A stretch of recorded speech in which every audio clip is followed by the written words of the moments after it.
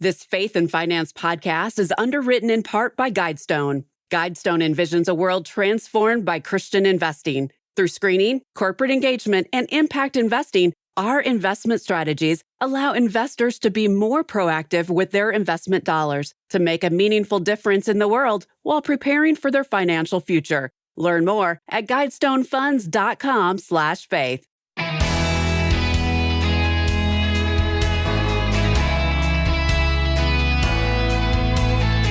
All his days are full of sorrow, and his work is a vexation. Even in the night, his heart does not rest. This also is vanity. Ecclesiastes 2:23. Hi, I'm Rob West. That verse from Ecclesiastes reveals a painful truth. Even a productive life can feel empty when our work is driven by the wrong purpose. Wealth on its own doesn't bring peace. Often it brings more pressure. But Scripture offers a better way. Today, another lesson from the preacher in Ecclesiastes, and then it's on to your calls at 800-525-7000. This is Faith and Finance, biblical wisdom for your financial journey. It's easy to admire someone who plans wisely, saves consistently, and builds steadily over time. Our culture praises that kind of discipline as responsible and virtuous, and often it is. But Ecclesiastes challenges us to ask, what's driving all that effort? In Ecclesiastes 2:18, the preacher writes, "I hated all my toil, seeing that I must leave it to the man who will come after me." He isn't condemning hard work. He's grieving that all he's built will one day be handed off, possibly to someone who won't value or steward it well. That's where sorrow begins, not in failure, but in success without peace. All his days are full of sorrow, and his work is a vexation. Even in the night, his heart does not rest. The more we accumulate, the more we fear losing it. What promised security only multiplies anxiety. What a striking image. Someone lying awake at night, not from failure, but from success. The more he possesses, the more he worries. Well, this is the irony of accumulation. It convinces us that security is just one more achievement away, while quietly making us more anxious the more we gain. Jesus echoes this same warning in Luke 12. He tells the parable of a rich man who reaped such a bountiful harvest that he decided to build bigger barns to store it all. His conclusion? Take life easy, eat, drink, and be merry. To the world, that sounds like winning, but Jesus called him a fool. Why? Because that very night, his life would be demanded of him. Then comes the haunting question. The things you have prepared, whose will they be? What's even more interesting is the context of that parable. Jesus tells it in response to a man asking him to settle an inheritance dispute. This wasn't someone who earned the wealth. He simply wanted his share and maybe more. Jesus' warning is clear. A greedy heart isn't the only danger. An entitled heart is just as spiritually destructive. And that's exactly what the preacher feared in Ecclesiastes. Wealth falling into the hands of someone who didn't labor for it and may not know how to handle it wisely. We see this all the time in real life. Many financial advisors and estate planners will tell you that inherited wealth, especially when passed down without spiritual or emotional maturity, can do more harm than good. It can fracture families, distort priorities, and erode purpose. The problem isn't money itself, it's the absence of wisdom alongside it. That's why this lesson matters. You can save well, build wealth, and still feel anxious and unsatisfied, not because you failed, but because you expected your efforts to give you only what God can, peace, joy, and purpose. But here's the good news. Ecclesiastes doesn't leave us in despair. In verse 26, we read, "To the one who pleases him, God has given wisdom and knowledge and joy." The solution isn't to stop working or saving. The solution is to stop worshiping our work. Stop defining success by the size of your bank account and start defining it by your faithfulness to the one who owns it all. When we live as stewards instead of owners, the pressure lifts. We begin to see wealth not as a prize to secure our future, but as a tool to serve God's kingdom. Accumulation loses its grip and generosity takes root. That's when real joy begins. So ask yourself today, am I building bigger barns or am I faithfully stewarding what God has already entrusted to me? Am I chasing peace through my possessions or receiving it from the Prince of Peace himself? Because in the end, peace doesn't come from what we've earned. It comes from who we trust. Now, if you're wrestling with these questions, we'd love to help. That's why we're excited to offer our brand new Bible study based on Ecclesiastes called Wisdom Over Wealth. It dives deeper into this theme of dethroning the idol of accumulation and learning to live with contentment and purpose. This month, when you support the ministry of Faith Fi with a gift of $35 or more, we'll send you Wisdom Over Wealth as our way of saying thank you. Just head over to faithfi.com/wisdom to request your copy. That's faithfi.com/wisdom. All right, your calls are next. 800-525-7000. We'll be right back.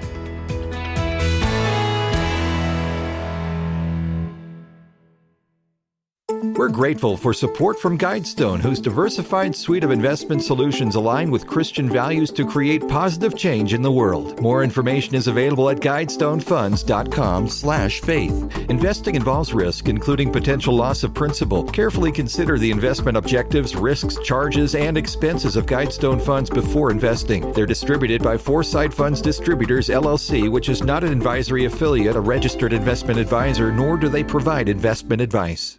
Have you ever wondered where your money goes when you deposit it in a bank? Christian Community Credit Union believes in helping advance God's kingdom through everyday financial transactions. For over 67 years, they have provided values-aligned banking solutions to thousands of Christians and ministries. Consider Christian Community Credit Union as your banking institution by visiting joinchristiancommunity.com. Membership eligibility required. Each account is insured up to $250,000. This institution is not federally insured. Great to have you with us today on Faith and Finance. The calls are coming in quickly, but if you do have a financial question, we'd love to take it today. You can call right now, 800-525-7000. Again, that number is 800-525-7000. We'll look forward to hearing from you, and we'll head to those phones here in just a moment. In the news today, there's more evidence of a budding buyer's market in real estate. That's right. According to a new report by Redfin, about 44% of home sales involved sellers giving buyers concessions. As the housing market starts to favor buyers, they now have more options to choose from, and that brings negotiating power. Concessions are essentially arrangements between a buyer and a seller to adjust the price or other terms of the sale for various reasons. That could be issues discovered in a home inspection or other issues as well. High mortgage rates, home values, and economic uncertainty continue to be a drag on home sales, but with inventories rising, sellers have more competition, so listings are now at a 5-year high. According to the Redfin report, that competition is translating into more leverage at the closing table for home buyers. So if you've been waiting to get into this housing market, I realize interest rates haven't come down as we expected they would in 2025 thus far, and they probably won't. Most economists are thinking we'll finish the year somewhere around 6.25. That's just an estimate. Certainly could be higher or lower than that, but that's where consensus is right now, around 6.25. So if you have the money to make that purchase, meaning you've got that 20% down payment, you're not going to spend more than 25, max 30% of your take-home pay on principal, interest, taxes, and insurance, and therefore it fits well within your budget, this may be that time during this buyer's market, which is quickly emerging, for you to go ahead and enter this housing market. By the way, if you need a mortgage partner on that, our friends at Movement Mortgage would be delighted to serve you. You can go to movement.com/faith. All right, let's dive into your questions today. We're going to begin in New York. Nick, thanks for your patience, sir. Go ahead. Hey, Rob, how you doing, man? I'm doing great. Thanks for your call. Hey, you bet. Hey, great way to tee it off, because my question is actually all about mortgages and expected interest rates, and most importantly, I'd say the biblical principle of not being a slave to debt. And Yes. I'm just faced with some options here. So I bought a house a year ago, did it just as you just described, thank God, where I paid over 20%. My mortgage payment is less than 1/3 of my take-home pay, and we're doing pretty good. I was having in the back of my mind that I would refinance when rates came down. Yeah. And so I have been stockpiling money in savings. Actually, I put it in T-bills while I wait instead of putting it on the mortgage principal directly. Yeah. And my question is, I'm trying to pay off the house completely as fast as I can. So would you suggest I pause putting 15% in my retirement to accelerate that goal of being completely out of debt? Or should I continue to faithfully contribute towards retirement as well as do this at the same time? Yeah. Boy, it's a great question. Talk to me about your desire to be debt-free. I understand that's really strong. Is that out of just a desire to minimize the amount of interest you pay, and therefore really the financial side of the equation is the primary driver? Or is there some conviction there that you just really feel like you need to be out of debt as soon as possible? You've thought through that, you've prayed through that, and that's really the driver. I realize it could be some combination of the two, but which side would you come down on? I think you're right. It's a combination of the two. I think that, like there's two types of people in this world, those who pay interest and those who earn interest. Right. And sometimes we do both, but they work against each other. So That's if I'm right. looking to build wealth, so, I can live life like nobody else and give like nobody else in the future, then I'd like to not be the type of person who pays interest. Yeah. I hear some Dave Ramsey coming through there. Are you a Dave Ramsey fan? I am. All right. That's great. Well, Dave's a good friend. He absolutely has. And I think he would, what he would say is get out of debt as soon as possible. And I love that idea. I mean, I'm big on getting out of debt and staying there. I think, listen, you've done a lot right, Nick. You're in a really strong financial position. I think now your opportunity, and I'll send you something that I think could be a great starting point in thinking and praying through this here in a moment. But I think you're in a position where you're probably going to have the potential to over accumulate. So I think it's going to be important for you to begin to think and pray through what your financial finish line is so that you can accelerate that giving, because I think, it's wise to save for the future, but I think we all have to answer the question, how much is enough? And that's both for lifestyle and accumulation. And just given how quickly, you've gotten yourself in a solid position here, especially once that mortgage is gone, you've got your emergency fund, you're debt free. I suspect you're going to stay there. Just hearing that conviction in your voice, you're going to be able to sock away a lot of money, and you could build that quickly. And I think quickly get to the place where you say, do I really need all this? Especially with the glide path on where you could end up when you get to that retirement season of life. So I would say, well, let me ask this. What is the interest rate on that mortgage? That's a great question. And that's definitely a factor. So the interest is 6.5. Okay. So if it was only 3 to 4, I could see your point, but that's one of the driving factors is it's a high rate. Exactly. So I would say go after it. I probably wouldn't back down on the retirement plan, but any other surplus, including the money was in the T-bills, I'd put that on the mortgage as soon as possible. Let's go to Texas. Emmanuel, how can I serve you? I had a question regarding just like a good operating budget for business. And so to be real general, if you're spending $10 on marketing, what would you expect the percentage increase would be to make that back? Like if I spent $10 marketing and I made $15 back, right? Just keeping numbers. So what would be a general number percentage wise you think would be, reasonable for business? Yeah. What type of business are you in, Emmanuel? I'm in the trades. I'm an electrician. Okay, great. Yeah. Yeah. Mm-hmm. So let's just take a general contractor business, and I think you could apply this to anywhere.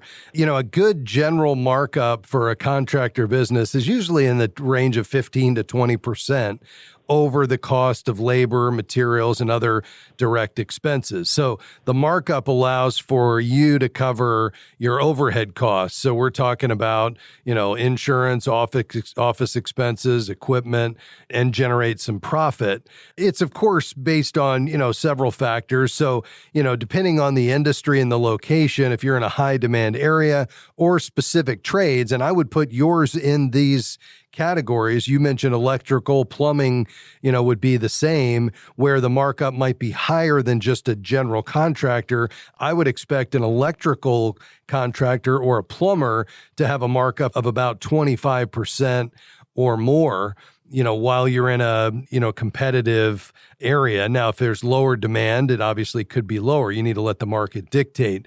But I would say, in your line of work, especially for smaller residential projects, it could even be 25 to 30%. And then for a large commercial or government project, it might be down at 10 or 15. But I would say, generally speaking, that 25% markup, would be pretty typical. Does that make sense? That does. That's very helpful. Thank you so much. I really value that perspective, and I love your show. All right. Thanks, Emmanuel. All the best to you, my friend. God bless you. All right. Another break, and then back with our final segment. If you have a question, call 800-525-7000.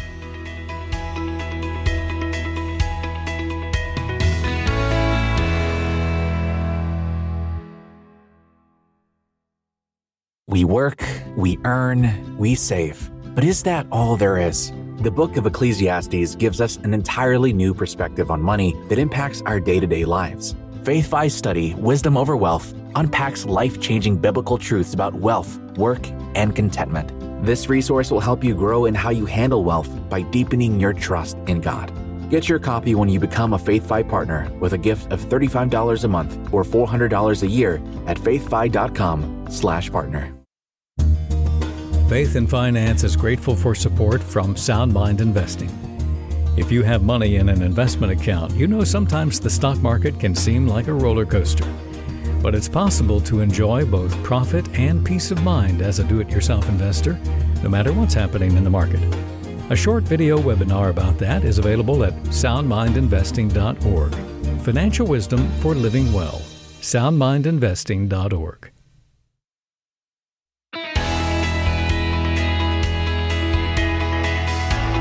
Great to have you with us today on Faith and Finance here in our final segment today. Let's get to a few more questions to Chicago. Hi, May. How can I help you? Yes, I'm calling regarding a Roth IRA. I purchased the Roth because I do not have to make required minimum withdrawals. Now, my question is, do my children, when they inherit the Roth, do they have to make withdrawals? Yeah, it all comes down to to the relationship of the inheritor of that Roth IRA. So if it's a spouse, they can just roll it to their own Roth IRA and treat it as if it was their own from the beginning.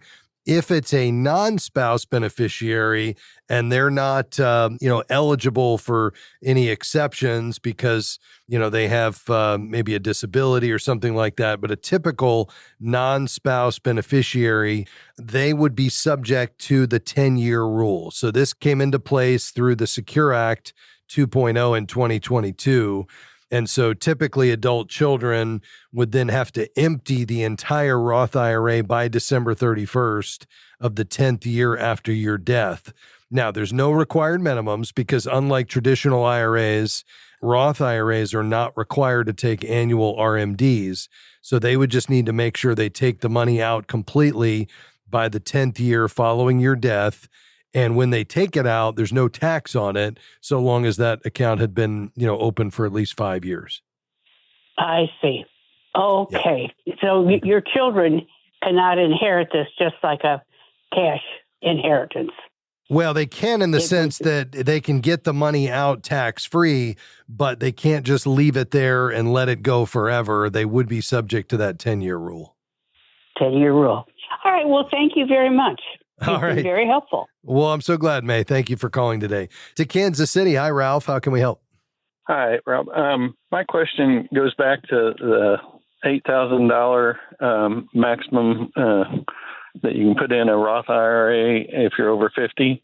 And yes. I was wondering if that $150,000 is combined income with your wife or if it's just your income.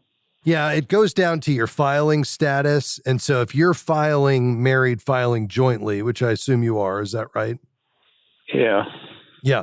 Then it would be your modified adjusted gross income from both of you, because if you're married filing jointly, both of your incomes are being combined, and it's no longer 150 then. If you're married filing jointly, you can put in the full contribution as long as your modified adjusted gross income is under $230,000. As married filing jointly, you can do partial contributions between $230,000 and $240,000, and then you eliminate the option over $240,000 a year. Okay. Well, that answers my question. I appreciate it. All right. Happy to help. Thanks for your call. Cleveland, Ohio is where we're headed next. Hi, Kathy. Go ahead. Hi, thank you. So I'm considering retiring at 65, even though my retirement age is not until 67 for the full Social Security. And I've heard you talk about if, the longer you wait, the more the check would be, and how it increases 8% per year. So if I would consider living 2 years off of my 401 and not touch my Social Security or not register for Social Security, I guess, would it continue to grow even though I'm not working, or is my income what's dependent on it growing? So at a minimum, you need 10 years or 40 credits to be eligible for benefits. And then your benefits are based on your highest 35 years of earnings. But if you've worked throughout your life and you haven't had a job where you didn't pay Social Security, and so, throughout your working life you were paying FICA taxes, then you've already got your high 35 in place. So if you stop working, there's no penalty. And in fact, you're correct. If between 65 and 67, you don't claim the benefits, then you're not going to have any kind of reduction and you're going to get your full retirement benefit, which you can find at MySSA, or maybe you already know what it is because you've been getting those annual mailers each year. So the fact that you're stopping work, as long as you've got those high 35 already in place, is not going to penalize you in any way. And in fact, you're correct. You will get that full benefit by waiting. Okay, I was concerned that the 2 years without income at 66 and 67, if I had zeros for both of those years, that would decrease my high 35. No, it would not. It just won't replace any of your high 35 with a higher amount, but it won't knock any of them off because, again, your high 35 is only looking at your highest 35 years of earnings. So your earnings at 66 and 67 or 65 and 66 at zero are clearly not going to replace any of your existing high 35s, but they're not going to, go in there as zeros. They're just not going to be applied. Got it. Okay, that's good to know. Thank you so much. Sure, Kathy. Well, folks, we covered a lot of ground today. I'll tell you, as we think about managing God's money, once we recognize that God owns it all, it does come down to some very simple and basic principles. Now, I'm saying simple, I'm not saying easy. These are harder to do than they sound, but here's these simple principles. Number one, spend less than you earn, because every financial success begins with living within your means. Second is avoid the use of debt, not because debt is a sin, but because borrowing mortgages the future. There's real warnings in Scripture around debt because it can allow us to live outside of God's provision, pay a lot of interest, and get into a real problem situation. So avoid the use of debt. Third, have some margin or liquidity. That just simply means you have something left over at the end of the month. What's left over at the end of the month is the only thing that will allow you to fund your longer term goals, because you got to have surplus beyond what you're spending right now to be able to give more, to save more, to be able to pay down debt. So you've got to have some margin. By the way, that's one of the three key things for a healthy relationship around money in marriage is margin. It's not your income. It's that you have something left over. That's what the research says. Number four, set long-term goals, because the longer term your perspective, the better your financial decision today. And then five, give generously, because giving breaks the grip of money over our lives. Now, if we do those five things, does that mean we'll never be in a difficult situation? We'll never have struggles? Absolutely not. We're going to have struggles along the way. We live in a fallen world. The key is, can we be found faithful in whatever we've found, what situation we find ourselves in? You remember what the Apostle Paul said? He said, I've learned to be content in times of plenty, in times of need. I trust the Lord, because he will never leave me or forsake me. And so our goal, faithfulness over time with what passes through our hands, holding it loosely, giving it generously, saving it appropriately. Hey, we want to help you on that journey here at Faith Fi. That's our goal, is to help you integrate faith and finance for God's glory. And one of the ways we do that is when you become a partner here at Faith Fi, $35 a month or more as a listener-supported ministry. We're going to send you resources to encourage you in your stewardship journey, including 4 issues of Faithful Steward, our magazine, and studies and devotionals. So become a partner today at faithfi.com. Hey, big thanks to my team today, Sandy, Devin, and Jim. Taylor as well. We'll see you next time. Bye-bye. Faith and Finance is provided by Faith Fi and listeners like you.